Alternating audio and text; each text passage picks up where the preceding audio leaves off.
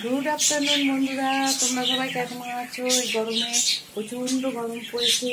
রান্নাঘরে এতবার ধরে রান্না করার মধ্যে যে কী কষ্ট, কিন্তু কষ্ট হলেও কী হবে, যেহেতু মানুষজনকে সংসারকে ভালোবাসি তাই এই কষ্টটা আর কিছুই না, আমাদের আর কি অভ্যেসে দাঁড়িয়ে গেছে। দেখো আমি এখন রান্না করছি মাছের ডিমের বড়া। কীভাবে করছি দেখো। মাছের ডিমের বড়াগুলো প্রথমে ভেজে নিয়েছি। এই যে ভাজা হয়ে গেছে, মাছের ডিমের বড়ার ঝাল হবে। ভাজা হয়ে গেছে, এখানে পেঁয়াজ আর টমেটো কাঁচা লঙ্কা ভাজছে। এটা ভাজা হয়ে গেলে একটুখানি দিয়ে দেবো আদাটাকে আমি গ্রেট করে দিয়ে দিচ্ছি।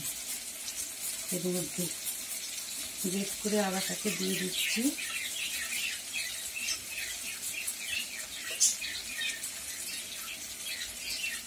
একটু রসুনটাকেও নিয়ে গ্রেট করে দিয়ে দিচ্ছি।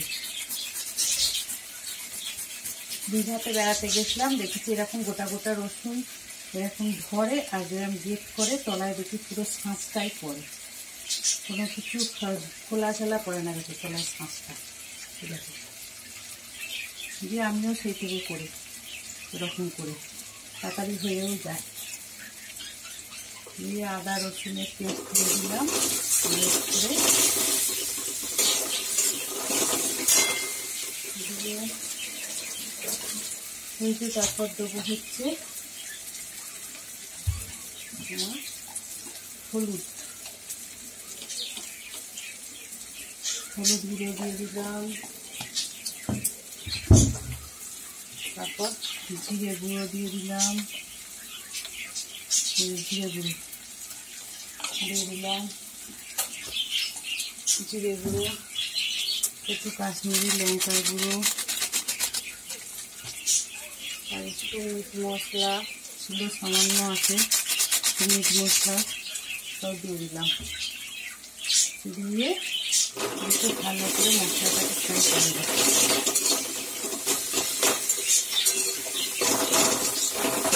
মশলাটাকে কষে নিচ্ছি।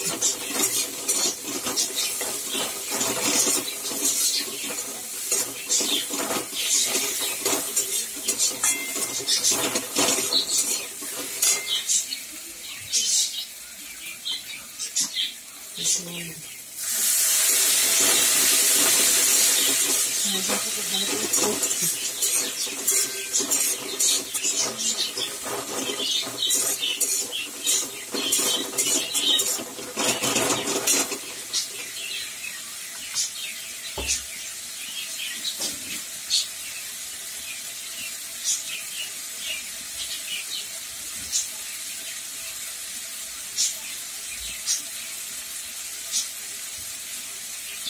একটু সসও দিয়ে দিলাম,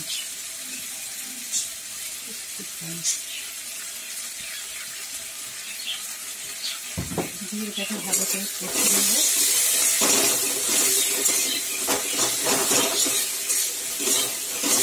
একটা তেল কেটে গেছে, জল দিয়ে দেবো।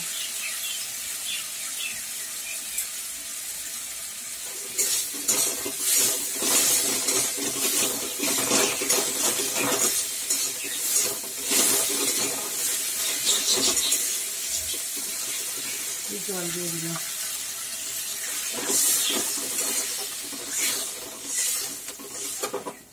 দিয়ে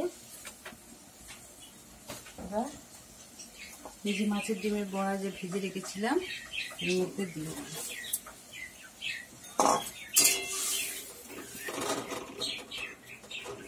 এবার এটা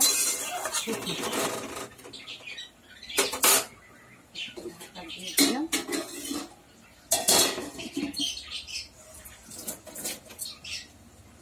দিয়ে সেটা হতে থাক, আমি তোমাদের দেখাই আজকে আজকে কি রান্না করেছি। দেখো করেছি এই যে করলা আলু চচ্চড়ি। এই করলা আলু চচ্চড়ি আমাদের বাড়ি সবাই খুব ভালোবাসে, বাবা থেকে আমি থেকে তোমার দাদাভাই, এটা হলে আর কিছু চায় না। আর কি করেছি, ডাঁটা বড়ি আলুর তরকারি, বুঝেছো, আর ডিমের ঝাল। এই হচ্ছে আজকের লাঞ্চের মেনু।